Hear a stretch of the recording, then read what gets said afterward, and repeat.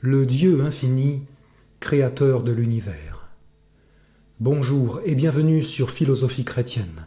Aujourd'hui, nous posons la question de savoir qui est le Dieu chrétien dont nous parlent les textes bibliques.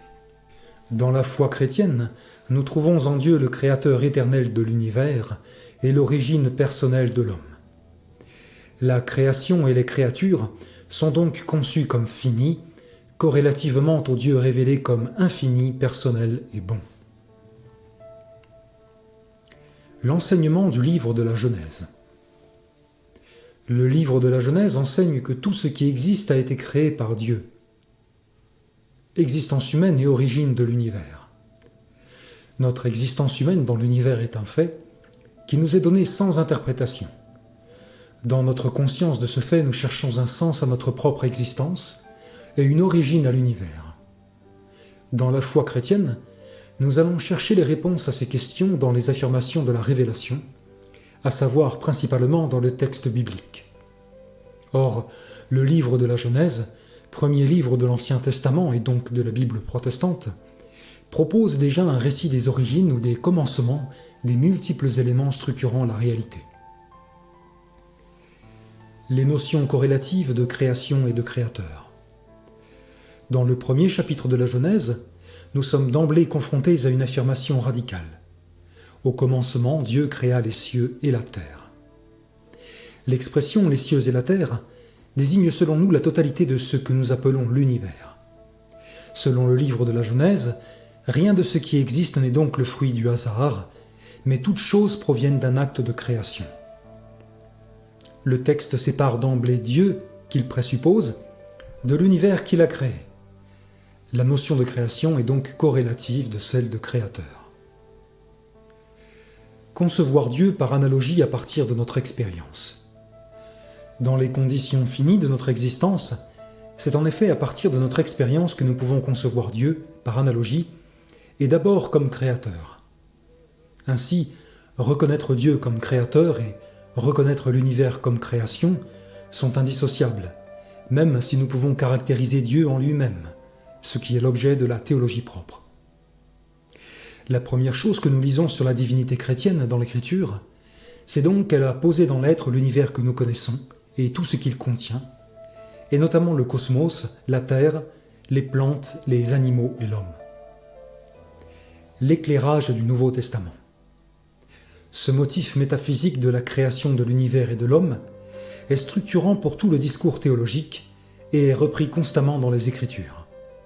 En particulier, le Nouveau Testament attribue la création au Fils de Dieu, comme par exemple dans l'Évangile selon Jean. Au commencement était le Logos, et le Logos était avec Dieu, et le Logos était Dieu. Il était au commencement avec Dieu, toutes choses ont été faites par lui, et rien de ce qui a été fait n'a été fait sans lui. Nous lisons aussi dans l'Épître aux Hébreux, « Après avoir autrefois, à plusieurs reprises et de plusieurs manières, parlé à nos pères par les prophètes, Dieu dans ces derniers temps nous a parlé par le Fils, qu'il a établi héritier de toutes choses, par lequel il a aussi créé le monde. » Or, la création comprend le monde visible, celui de l'univers que nous connaissons, et le monde invisible, celui des créatures angéliques dont nous admettons l'existence par la foi.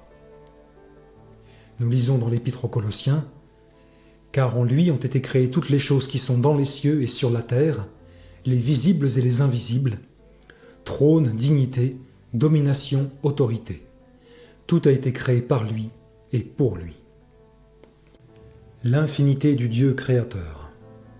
La création renvoie à une révélation de Dieu comme à un être infini dans toutes ses dimensions. En disant que Dieu est infini, on entend qu'il n'est limité par aucune dimension ayant trait aux choses visibles, c'est-à-dire aux choses de l'univers, à savoir l'espace, le temps, la substance ou la causalité. Or, ces dimensions sont celles de la création. C'est pourquoi on considère corrélativement que les créatures sont finies. L'Écriture le dit par exemple en l'Évangile selon Jean, en parlant de la spiritualité de Dieu. Dieu est esprit, et il faut que ceux qui l'adorent en esprit et en vérité. Sur le plan théologique, la distinction entre le créateur et la créature ou la création peut donc se concevoir plus philosophiquement ou mathématiquement comme une distinction ontologique, c'est-à-dire relative à l'être, entre le fini et l'infini. Dieu est éternel. En particulier, nous apprenons de l'Écriture que Dieu est éternel, c'est-à-dire qu'il n'est pas limité par le temps, ne possédant pas non plus de commencement ni de fin. Nous lisons par exemple au psaume 90 « Seigneur, tu as été pour nous un refuge, de génération en génération. Avant que les montagnes fussent nées, et que tu eusses créé la terre et le monde, d'éternité en éternité, tu es Dieu. » Mais lorsque nous disons que Dieu est éternel, nous ne signifions pas qu'il existe depuis toujours et pour toujours, dans une conception linéaire du temps qui serait celle de l'univers créé. Nous voulons dire que les dimensions de son être transcendent, c'est-à-dire dépassent la dimension temporelle même de tout ce qui est fini, puisque le temps que nous connaissons est un aspect de la création. Dieu est omniprésent. Nous apprenons également que Dieu est tout présent, n'étant pas limité par l'espace des choses qu'il a créées, et étant présent en toutes ces choses et en tout point de l'espace. Nous lisons par exemple au psaume 139 « Où irai-je loin de ton esprit, et où fuirai-je loin de ta face? Si je monte aux cieux, tu y es. Si je me couche au séjour des morts, t'y voilà. Si je prends les ailes de l'aurore, et que j'aille habiter à l'extrémité de la mer, là aussi ta main me conduira, et ta droite me saisira. Si je dis « Au moins les ténèbres me couvriront », la nuit devient lumière autour de moi. Même les ténèbres ne sont pas obscures pour toi, la nuit brille comme le jour et les ténèbres comme la lumière.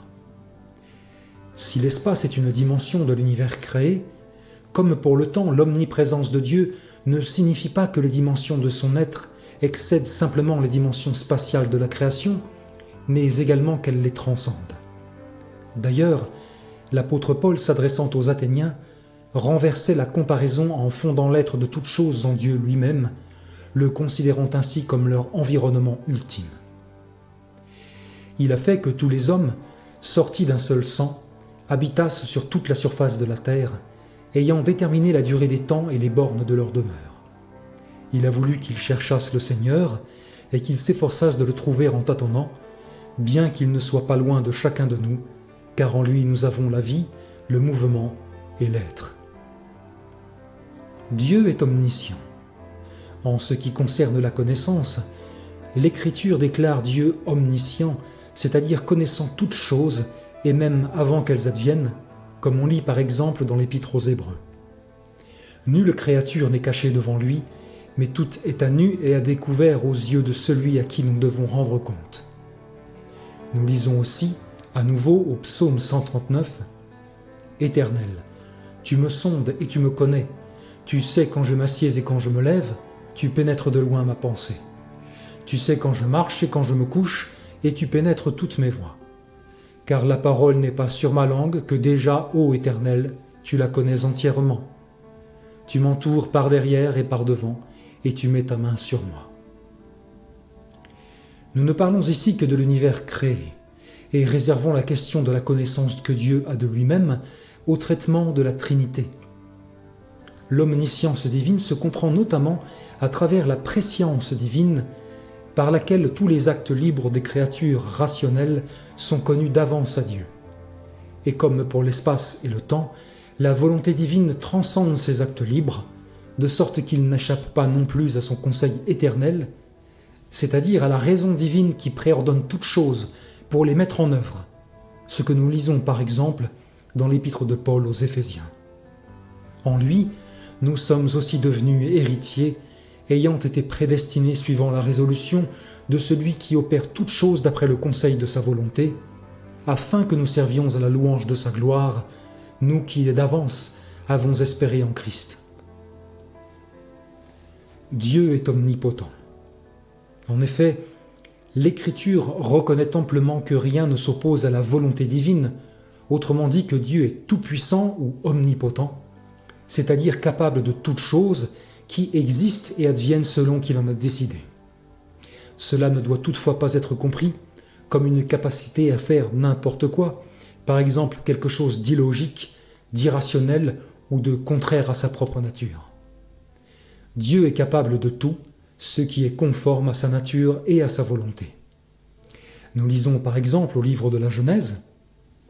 Lorsqu'Abram fut âgé de 99 ans, l'Éternel apparut à Abram et lui dit « Je suis le Dieu Tout-Puissant. Marche devant ma face et sois intègre. » Nous lisons aussi dans la seconde épître de Paul à Timothée « Si nous sommes infidèles, il demeure fidèle, car il ne peut se renier lui-même. » En particulier, cette volonté divine à laquelle rien ne résiste et qui est qualifiée parfois de souveraine dans la théologie, ne s'oppose pas à la liberté des créatures rationnelles que sont les hommes et les anges. Ce point suscite toujours des interrogations légitimes sur l'articulation entre la liberté infinie du Créateur et la liberté finie de la créature, et nous en traiterons plus amplement avec la question de la prédestination. La nature personnelle du Dieu créateur. La création renvoie à une révélation de Dieu comme à un être personnel à la fois un et multiple. Un premier récit de la création de l'homme et de la femme est donné au premier chapitre du livre de la Genèse. Puis Dieu dit « Faisons l'homme à notre image selon notre ressemblance, et qu'il domine sur les poissons de la mer, sur les oiseaux du ciel, sur le bétail et sur toute la terre, et sur tous les reptiles qui rampent sur la terre. » Dieu créa l'homme à son image, il le créa à l'image de Dieu, il créa l'homme et la femme. Dieu est un être personnel. Si l'homme est créé en l'image de Dieu, sa personnalité reflète quelque chose de Dieu. Lorsque nous disons que l'homme est une personne, par contraste avec les autres animaux, nous voulons dire qu'il est un animal rationnel, pourvu de conscience de soi, de pensée, d'intention, de volition, et que ses choix relèvent d'une réflexivité qui font de lui un être responsable, capable de s'élever au-dessus de ses instincts. Or, si l'homme est à l'image de Dieu, cela ne signifie pas que Dieu est à l'image de l'homme. Pourtant, pour que l'homme reflète Dieu dans son caractère personnel, il faut qu'il y ait en Dieu une dimension de l'ordre de la personnalité. Nous voyons l'Écriture adopter ce point de vue en décrivant ses actions par des anthropomorphismes qui, par analogie, renvoient à celle d'une personne humaine. L'Écriture attribue ainsi directement à Dieu ce qui relève de la personnalité dans toutes les dimensions évoquées ici à propos de l'homme. Nous lisons par exemple au livre de la Genèse, dans le récit du déluge, « L'Éternel vit que la méchanceté des hommes était grande sur la terre, et que toutes les pensées de leur cœur se portaient chaque jour uniquement vers le mal. L'Éternel se repentit d'avoir fait l'homme sur la terre, et il fut affligé en son cœur. » Nous pensons qu'il faut lire ce langage comme anthropomorphique et signifiant qu'il existe en Dieu une forme de personnalité qui est l'origine de la dimension personnelle de l'homme et dont on peut donc parler de manière analogique. Dieu est un et multiple. Si le texte de la Genèse que nous avons cité attribue à Dieu une intentionnalité unique, en conjuguant les verbes d'action au singulier, le mot Dieu, ici Elohim, est un pluriel, et le verbe faisons et l'adjectif notre sont accordés à ce pluriel. D'ailleurs, nous voyons que si l'homme est créé au singulier en l'image de Dieu, c'est aussi homme et femme, littéralement mâle et femelle, qu'il le créa au singulier. Ainsi, nous constatons que Dieu est présenté à la fois comme un être unique et à la fois comme comprenant en lui-même une multiplicité. Et cette polarité entre l'un et le multiple en Dieu se reflète dans la création de l'homme un, créé multiple comme homme et femme. Cette multiplicité interne à la divinité est manifestée dans plusieurs textes de l'Ancien Testament et trouve une interprétation radicalement nouvelle dans le Nouveau Testament à travers la distinction interne des trois personnes que sont le Père, le Fils et l'Esprit Saint, et dont nous parlerons plus en détail lorsque nous traiterons de la Trinité. Cette compréhension de l'unité et de la multiplicité divine est l'occasion d'une réinterprétation de l'œuvre créatrice comme étant l'œuvre de Dieu en trois personnes, ce qui est déjà présent en germe dans le texte de la Genèse. Par exemple, lorsque l'apôtre Jean situe le Christ par rapport à Dieu et à la création dans son évangile, nous lisons à nouveau au chapitre 1 « Au commencement était le Logos, Et le Logos était avec Dieu, et le Logos était Dieu. Il était au commencement avec Dieu. Toutes choses ont été faites par lui, et rien de ce qui a été fait n'a été fait sans lui. Ici, nous choisissons librement d'amender la traduction de Louis II en conservant le mot « logos » de l'original, traduit autrement par « parole », ce qui est conforme à l'idée que Dieu a créé le monde par sa parole. Mais il faut surtout noter qu'il est identifié à Jésus-Christ dans le même chapitre. Et le Logos a été fait chair, et il a habité parmi nous, plein de grâce et de vérité. Et nous avons contemplé sa gloire, une gloire comme la gloire du Fils unique venu du Père. Cela signifie que le Fils de Dieu est identifié comme agent de la création de toutes choses. La bonté du Dieu créateur. La création renvoie à une révélation de Dieu comme à un être bon, juste et saint. Dieu est bon. À travers le récit de la création du monde qu'on trouve dans le livre de la Genèse, c'est la bonté de Dieu qui est manifestée. En effet, alors que l'expression « cela était bon » est répétée plusieurs fois dans le premier chapitre, nous lisons finalement « Dieu vit tout ce qu'il avait fait, et voici, cela était très bon ». Ainsi, la création exprime en elle-même une bonté qui émane de Dieu et à laquelle son œuvre elle-même est mesurée et trouvée conforme. Comme pour le temps, l'espace ou la causalité, nous ne devons pas comprendre que le bon ou le bien existe indépendamment de Dieu, mais que Dieu, son être, sa nature, sa volonté, est lui-même la norme de ce qui est bon ou bien. Si nous avons en tant que créature une certaine intuition, une certaine idée innée de la bonté, il faut donc l'interpréter en ce qu'elle a été imprimée en nous, dans notre création à l'image de Dieu. Dieu est saint. À la bonté de Dieu appartiennent d'autres qualités ou attributs qui fondent la dimension éthique, en particulier morale, de l'existence humaine, et qui en sont des spécifications distinctes. Nous trouvons d'abord dans toute l'Écriture que Dieu est saint, c'est-à-dire séparé de la création et donc pur, c'est-à-dire sans mélange, sans compromission avec le mal qui a atteint la création. Nous lisons par exemple au livre d'Ésaïe, « Ils criaient l'un à l'autre et disaient « Saint, Saint, Saint est l'Éternel des armées, toute la terre est pleine de sa gloire. » La sainteté de Dieu se communique en principe à ses créatures. Dans l'état d'aliénation de l'humanité, elle concerne toutefois un processus appelé sanctification, par lequel Dieu sépare les hommes du mal, en principe dans l'œuvre du salut associée à l'Esprit Saint et dont nous traiterons en son lieu. Dieu est juste. Nous trouvons ensuite dans l'Écriture que Dieu est juste, c'est-à-dire qu'il agit équitablement et avec droiture vis-à-vis des créatures.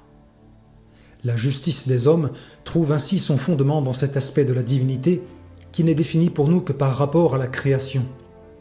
Mais la justice correspond là encore à une dimension de la nature divine qui fonde son règne sur la création et en particulier sur le monde des hommes, comme nous lisons par exemple au psaume 97. Les nuages et l'obscurité l'environnent, la justice et l'équité sont la base de son trône. La justice de Dieu est un aspect essentiel de sa bonté et celui qui est fondamentalement lié à l'œuvre de rédemption opérée par le Christ et à la vie nouvelle à laquelle participe le chrétien. Nous en parlerons au sujet de l'expiation substitutive et de la justification de l'homme. La justice de Dieu est aussi le fondement de la crainte et de l'espérance en un jugement à venir, selon lequel les hommes devront rendre compte de leurs œuvres dans la perspective de leur destinée éternelle. Dieu est amour. Si la sainteté et la justice de Dieu se conçoivent mieux dans leur rapport aux créatures, l'amour de Dieu, en lequel culmine sa bonté, se conçoit aussi bien et d'abord par rapport à Dieu lui-même. L'amour ou charité, en grec agapé, caractérise tellement Dieu que l'apôtre Jean écrivait dans sa première épître « Celui qui n'aime pas n'a pas connu Dieu, car Dieu est amour. » Cela ne signifie pas que notre conception de l'amour doit être divinisée, ou que nous devons faire d'une idée vague de l'amour ce qui compte plus que tout, mais qu'en Dieu se trouve la source d'un amour qui le caractérise pleinement et qui se manifeste également envers ses créatures, et en particulier dans l'œuvre de rédemption qu'il a accomplie en Jésus-Christ. Un tel amour s'enracine dans l'être de Dieu lui-même, qui dans sa subsistance en trois personnes est un être fondamentalement relationnel, ce que nous aurons l'occasion de préciser à nouveau en traitant de la Trinité. C'est tout pour aujourd'hui. N'oubliez pas de vous abonner et d'activer les notifications. Et pourquoi pas de donner un vote positif si vous avez apprécié cette vidéo. À bientôt sur Philosophie chrétienne.